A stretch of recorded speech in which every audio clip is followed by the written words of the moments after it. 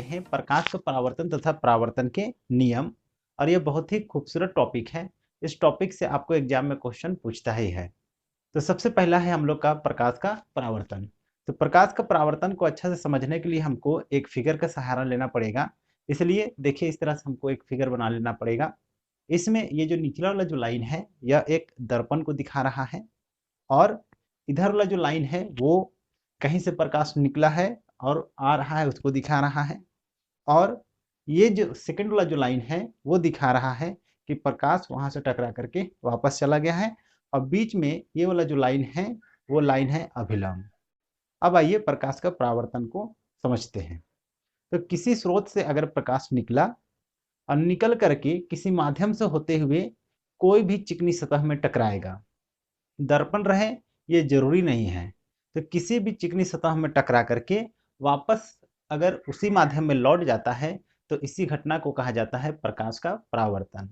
तो यही चीज को नीचे आपको इस तरह से लिख देना है कि किसी स्रोत से निकला हुआ प्रकाश किरण किसी माध्यम से गति करते हुए किसी चिकनी सतह में टकरा करके पहले ही माध्यम में लौट जाए तो यह घटना प्रकाश का परावर्तन कहलाता है। तो मेरे अंदाज से प्रकाश का परावर्तन क्या होता है ये आपको समझ में आ गया होगा। अब आता है हम लोग का प्रकाश के परावर्तन का नियम।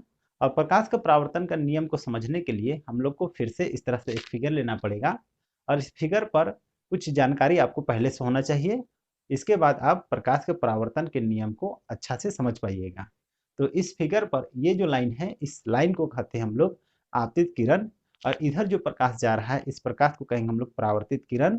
बीच वाला जो लाइन है इसको कहेंगे हम लोग अभिलंब, और ये जो बिंदु है जहां पर ये तीनों लाइन मिल रहा है इसको कहते हैं हम लोग आपतन बिंदु।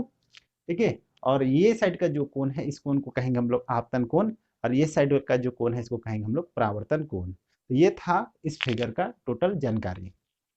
अब बात करेंगे कि इसको लिखना कैसे है। तो लिखने के लिए आपको सबसे पहले इसी तरह से फिगर बना लेना पड़ेगा। फिगर बनाने के बाद नीचे लिखना पड़ेगा कि प्रकाश के परावर्तन के दो नियम हैं। पहला, आपतित किरण, परावर्तित किरण तथा आपतन बिंदु पर डाला गया अभिलंब तीनों एक ही तल के एक ही बिंदु पर होते हैं। कहने का अर्थ यह है कि आपतित किरण, परावर्तित किरण तथा अभिलंब तीनों एक ही बिंदु पर होता है। यही कहता है प्रकाश का परावर्तन का पहला नियम। इसके बाद आता है प्रकाश का परावर्तन का दूसरा नियम। तो दूसरा नियम कहता है क्या कि आपतन कोण, कहने का अर्थ है एंगल आई, तथा परावर्तन कोण कहने का अर्थ है कि एंगल आर आपस में बराबर होता है। That is angle I equal to angle are.